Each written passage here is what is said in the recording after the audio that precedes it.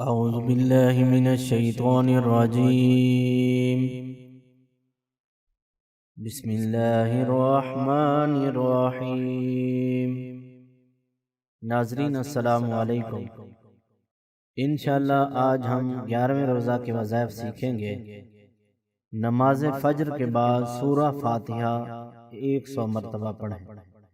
فضیلت: حدیث پاک میں ہے کہ 100 مرتبہ سورہ فاتحہ پڑھ کر دعا مانگی جائے تو اس کو اللہ تعالیٰ قبول فرماتا ہے.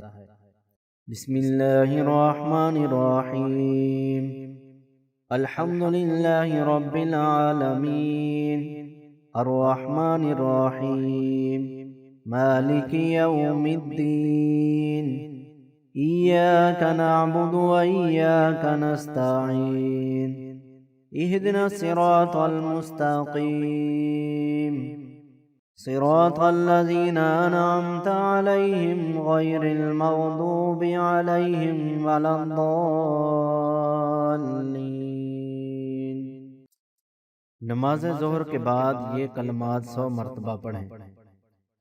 لا الہ الا اللہ وحدہ لا شریک له له الملک وله الحمد وهو على كل شيء قدیر.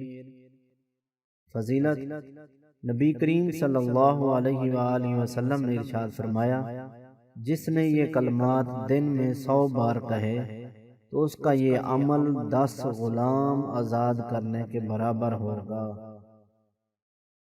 نماز عصر کے بعد آیت الکرسی 21 مرتبہ پڑھیں.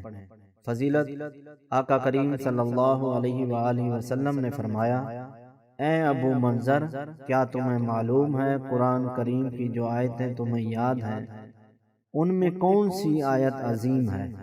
میں نے عرض کی، اللہ لا الہ الا هو الحی القیوم. پھر رسول اللہ صلی اللہ علیہ وسلم نے میرے سینے پر ہاتھ پھیرا اور فرمایا، اے ابو منظر، تمہیں علم مبارک ہو. بسم اللہ الرحمن الرحیم.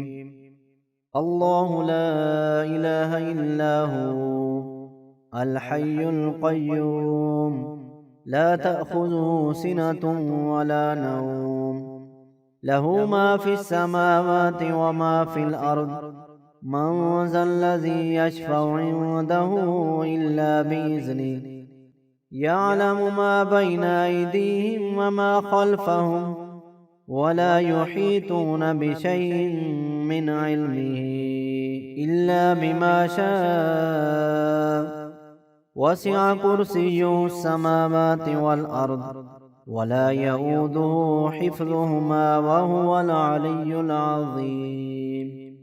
نماز مغرب کے بعد یہ درود پاک 40 مرتبہ پڑھیں. اللہم صل علی محمد وعلی آلہ واصحابہ وأولادہ وازواجہ وذریاتہ وأہل بیتہ وأصحارہ وأنصارہ وأشیاعہ ومحبیہ وأمتہ وعلینا معہم اجمعین یا ارحم الراحمین. فضیلت: حضرت حسن بصری رحمۃ اللہ علیہ فرماتے ہیں، جو شخص حوض کوثر سے پیالہ پینا چاہتا ہے وہ اس درود پاک کو پڑھے. نماز عشاء کے بعد سورہ یاسین 1 مرتبہ پڑھیں. فضیلت: حضرت عائشہ صدیقہ رضی اللہ عنہا سے روایت ہے کہ حضور صلی اللہ علیہ وآلہ وسلم نے ارشاد فرمایا، اس سورہ یعنی سورہ یاسین کو پڑھنے والا قیامت کے روز ربیع اور مضر قبائل سے زائد افراد کی شفاعت کرے گا. سبحان اللہ. مزید وظائف کی ویڈیوز دیکھنے کے لیے ہمارے یوٹیوب چینل کو سبسکرائب اور فیس بک پیج کو فالو کریں.